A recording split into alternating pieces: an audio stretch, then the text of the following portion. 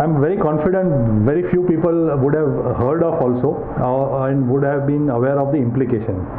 Dividend stripping, and the next one is called bonus stripping. What is dividend stripping? Today when we are living in a time when long-term capital gains is exempt and short-term is taxable at 10% as far as shares are concerned, the planning very few people are interested in. So nobody does any hanky-panky generally nowadays as far as shares are concerned. But long back things were different because capital gains was taxable, and at that time dividend stripping, bonus stripping, both were very, very popular of trying to reduce the tax liability. What does it mean? The dividend stripping was a strategy used by certain people to reduce the tax burden. So what happens is that an investor gets tax-free dividend by investing in shares. So when you invest in shares, so you get the news that so-and-so company has declared a dividend and the record date is say 15 July. So you come to know today that on 15 July the cutoff is there, and whoever is holding the shares as on 15 July will get dividend from this particular company. So you are aware of that. So you buy shares on 14 July. And therefore on 15 July the shares are there in your demat account, and you will be entitled to the dividend for which the record date is 15 July. So you will get dividend. Dividend, as you know, is exempt in your hands. Nobody pays tax on, the shareholder doesn't pay tax. So you get the dividend income which is exempt, and on 17 July you sell the shares. Generally what happens is once post the record date, there is a slight fall in the value of shares because it becomes ex-dividend. So you bought shares at say 100 rupees, you got 5 rupees of dividend, and post ex-dividend, ex-record date, the value falls to say 102. 98. So you bought at 100, the value goes down to 98, and you sell at 98. So you have a loss of 2 rupees. You had a dividend income of 5 rupees. So net you have made 3 rupees, but 5 rupees is tax free and 2 rupees is a loss which you will try to set off against your other capital gains. This is what is meant by dividend stripping. So a person tried to buy a security, strip it of the dividend which was inherent in that asset, and then sell it at a loss and take benefit of the loss. In simple language, this is what is dividend stripping.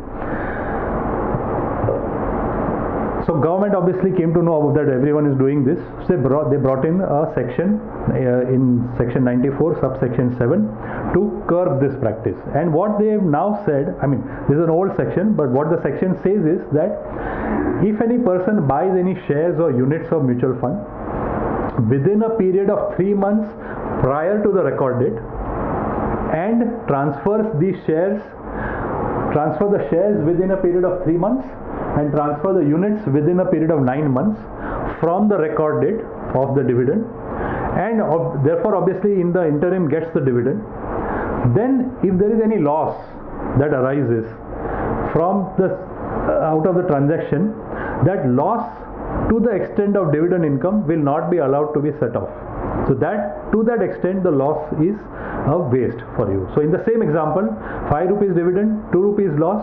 So to the extent of dividend, the loss is not allowed. So in this case, dividend is 5, loss is 2. So the entire loss will not be allowed allowed by the department to be set off against any other gain that you may have.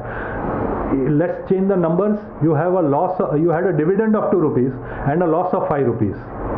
Correct? To the extent of dividend income, to the extent of 2 rupees, the loss will not be allowed. So balance 3 rupees of loss can be set off, but the 2 rupees will not be allowed to be set off.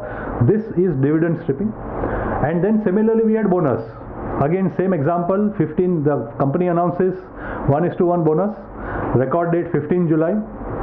So you buy shares on 10 July, 11 July, etc. at whatever price, say 100 rupees. On 15 July you get 1:1, so 100 shares you have bought, you get another 100 bonus credited into your demat account.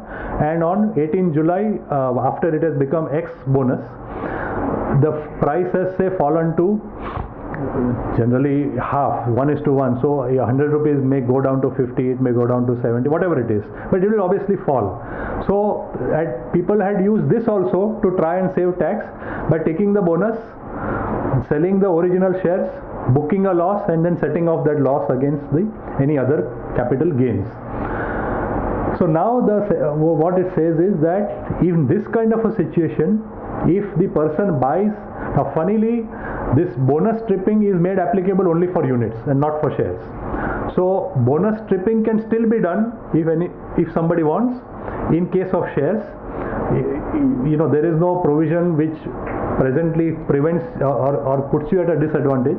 But in case of units of mutual funds, you have bought within a period of 3 months prior to the record date, your allotted bonus units, for which obviously you don't pay anything because they are free, they have given you at free of charge, and you have sold all or any of the units excluding the bonus units within a period of 9 months, and on the date of sale of these units you continue to hold all or any of the additional, means the bonus units, then the amount of loss which you incur on that sale will be ignored, so that loss will be ignored first of all, and that loss will be deemed to be the cost of purchase or acquisition of the bonus units. So this is the provision of the bonus stripping, which tries to curb the bonus stripping in respect of the units of the mutual fund. The dividend stripping was in respect of both shares as well as mutual funds, but this is only in respect of the units.